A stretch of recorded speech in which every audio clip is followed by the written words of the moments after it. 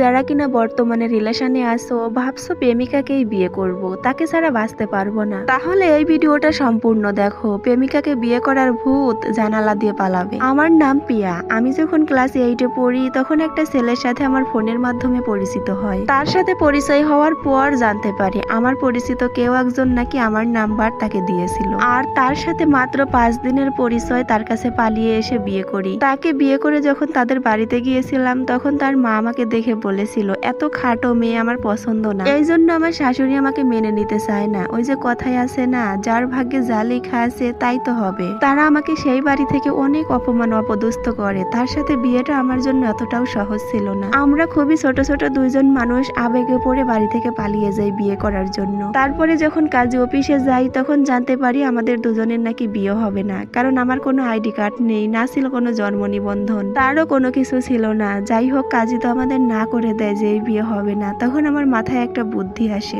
আমার ব্যাগের ভিতর আগে থেকেই নকল একটা আইডি কার্ড বানানো ছিল। তারপরে সেটা বের করে ফটোকপি করে খুবই কষ্টে আমাদের বিয়ে হয়। যদিও কাজী মানতে চাইছিল না, তাকে কিছু টাকা দেওয়ার পর রাজি হয়ে যায়। বিয়ে করার পর সে আমাকে সরাসরি তাদের বাড়িতে নিয়ে আসে। যেদিন আমাদের দুজনের প্রথম বাসর রাত ছিল, আমাদেরকে এমন একটা ঘরে থাকতে দেওয়া হয়, সেই ঘরে ছিল না কোনো বিছানা না কোনো বালিশ। আমার মতো এরকম কপাল যেন এই পৃথিবীতে কোনো মেয়েরই না হয়। কি বলবো আপু, আমার শাশুড়ি আমাকে একটা বালিশ পর্যন্ত দেয়নি। তারা যেই বাসাতে ভাড়া থাকতো সেই বাসার বাড়িওয়ালা একটা তোষক আর একটা বালিশ এনে দেয় আমাদেরকে। কোনো একটা ভাড়াটিয়া নাকি যাওয়ার সময় সেই বালিশ আর তোষক ফেলে রেখে গিয়েছিল, সেইটা বাড়িওয়ালা আমাদেরকে থাকার জন্য দেয়। বিশ্বাস করবেন কিনা জানি না, সেই বালিশ আর তোষক দিয়ে এতটা পরিমাণে গন্ধ ছিল আপনাদেরকে বলে বোঝাতে পারবো না। সবার বাসর হয় হাজারো কাঁচা ফুলের সুগন্ধে, আর আমার বাসর হয়েছিল এতটা পরিমাণে বিশ্রী একটা গন্ধের ভিতরে। তখন নিজেকেই আমি নিজে প্রশ্ন করি, এটাই কি ছিল তাহলে আমার কপালে?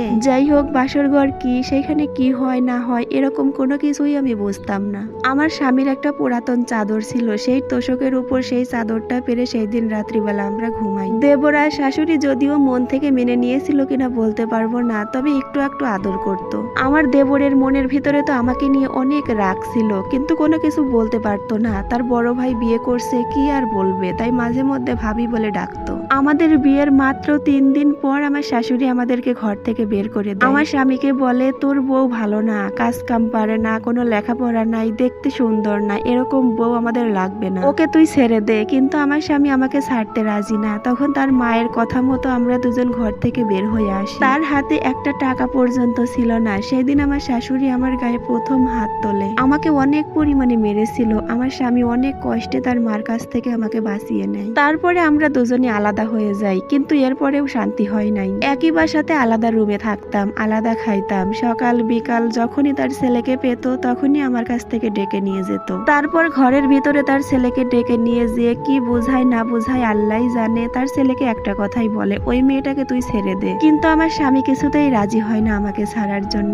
এভাবেই দিন কাটতে লাগলো। একদিন সকালবেলা আমি আর আমার স্বামী ভাত খাচ্ছিলাম, তখন আমার শাশুড়ি এসে আমার স্বামীকে জোর করে আমাদের রুম থেকে নিয়ে যায়। তারপরে সবার সামনে ঝগড়া লাগিয়ে দেয়, বলে ওই মেয়েকে তোকে ছেড়ে দিতেই হবে। বাসায় শুদ্ধ মানুষ সব এক হয়ে যায়। তখন আমার স্বামী সবার সামনে বলেছিল, আমার শরীরে যদি এক বিন্দু পরিমাণ রক্ত থাকে তারপরেও আমি আমার বউকে ছাড়তে পারবো না, তোমরা যা করার করতে পারো। এই বলে আমার স্বামী ওইখান থেকে রুমে এসে দরজা লাগিয়ে দেয়। তারপরে রুমের ভিতরে আসার পর আমারে বলে ভাত খাও। আমি বললাম কি হয়েছে? তখন সে বলে তোমাকে শুনতে হবে না, তুমি শুনলে কষ্ট পাবে। এর ভিতরেই আমার শাশুড়ি এসে রুমের দরজা ধাক্কাতে শুরু করে। অনেকবার ধাক্কা দেওয়ার পর আমি দরজাটা খুলে দিয়েছিলাম। তখন আমার শাশুড়ি আমার গায়ের ওড়না আমার গলায় পেঁচিয়ে ধরে বলে, কি জাদু করছিস আমার ছেলেরে বল, তুই যদি আজকে না বলিস তাহলে তোকে মেরেই ফেলবো, এই বাসা থেকে তোর লাশ বের করে দিব। আমার শাশুড়ি আমার গলায় এত পরিমাণে জোরে ওড়না পেঁচিয়ে ধরেছিল যে আমার গলায় দাগ বসে গিয়েছিল, যেটা আমার স্বামী দেখার পর আমাকে বলে, চলো এখান থেকে, আমরা আর এইখানে একদিনও থাকবো না, বাড়িওয়ালাকে বাসা না করে দিয়ে তোমার বাবার বাড়িতে চলে যাব। এইদিকে তাকে বিয়ে করার জন্য আমার বাবা মাও অনেক কষ্ট পেয়েছে, তাদের সাথে আমি এখন পর্যন্ত কথা বলি না। এর 2 দিন পর আমার ভাই বোন আমাকে দেখতে আসে। তখন আমার ভাই আমারে দেখে বলে, আগে কি ছিলি আর এখন কি হয়েছিস, তোর কি হয়েছে রে বোন, তোকে এরকম দেখা যাচ্ছে কেন? তখন আমার শাশুড়ি আমার ভাই বোনের সাথে অনেক গ্যালজাম করেছিল। জানেন আপু, আমার ভাই বোন জীবনের প্রথম আমার শ্বশুর বাড়িতে আমাকে দেখতে আসছিল। তারা মিষ্টি কিনে নিয়ে আসছিল। তাদের জন্য ভালো মন্দ কোনো কিছু রান্না করা তো দূরের কথা, তারা যে মিষ্টি কিনে নিয়ে আসছিল একটা সেই মিষ্টিও খেতে দেয়নি। এমনকি আমি তো দেখতাম মানুষের বাড়িতে মিষ্টি নিয়ে গেলে পাড়া প্রতিবেশীদের মিষ্টি দিয়ে তারপরে খায়, তারা কাউকে দেয়নি, সব মিষ্টি তারা একাই খেয়েছিল।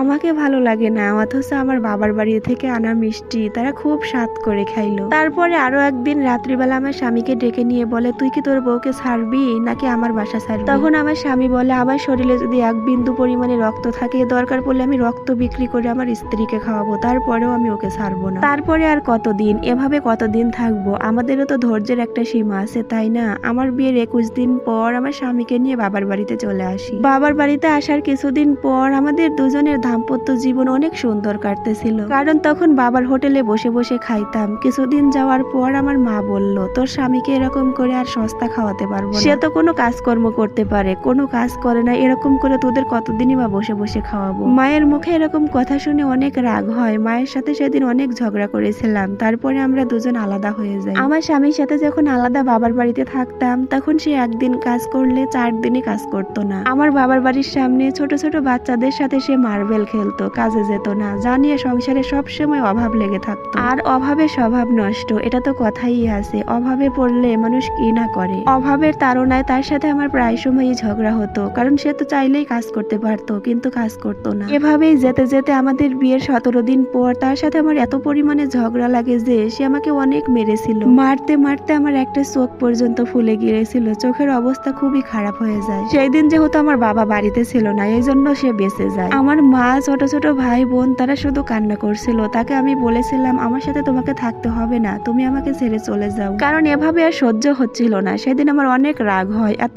অভাব, এত ঝগড়াঝাটি, এত মারামারি আর ভালো লাগে না। তাকে অনেকবার করে চলে যাওয়ার পর সে আমাকে ছেড়ে চলে যায়। তারপরে সেই যে যায়, 4-5 দিন হয়ে যায়, আমার কোনো খোঁজ খবর নেয় না, আমার সাথে কোনো যোগাযোগ করে না। তারপরে আমি যখন নিজে থেকেই তার সাথে যোগাযোগ করার চেষ্টা করি, তখন আমার শাশুড়ি তার কাছ থেকে ফোন কেড়ে নিয়ে আমাকে অকথ্য ভাষায় গালাগালি করে। তাদের ওইখানে আমার একটা বান্ধবী ছিল, যেই বান্ধবীর মাধ্যমে তার সাথে আমি রিলেশন করে বিয়ে করেছিলাম। তারপরে আমি আমার সেই বান্ধবীটাকে ফোন দিয়ে আমার বিষয়ে সমস্ত কথা তাকে খুলে বলি। তখন আমার সেই বান্ধবী বলে, আচ্ছা ঠিক আছে, আমি তোর হাজবেন্ডকে বুঝিয়ে বলবো না। এরপরে আমার সেই বান্ধবী তাকে কি বলে না বলে আল্লাহই ভালো জানে। তারপরে সে আমার সাথে ফোন দিয়ে একটু যোগাযোগ করার চেষ্টা করে, আর কিছুটা রাগ কমে। যাই হোক, তারপর থেকে তার সাথে আর কোনো যোগাযোগ করতে পারি না। তাকে ফোন দিলে সে ফোন ধরে না। আমার বান্ধবীকে যখন ফোন দেই, আমার বান্ধবীও ফোন ধরে না। আমার শাশুড়ি ফোন ধরলেই তো আমাকে গালাগালি করে। এভাবেই 15 দিন যাওয়ার পর আমি তাকে একদিন রাত্রিবেলা ফোন দিয়ে বলি, তুমি যদি আসতে পারো তো আসো, না পারলে আমি অন্য কারোর হয়ে যাব।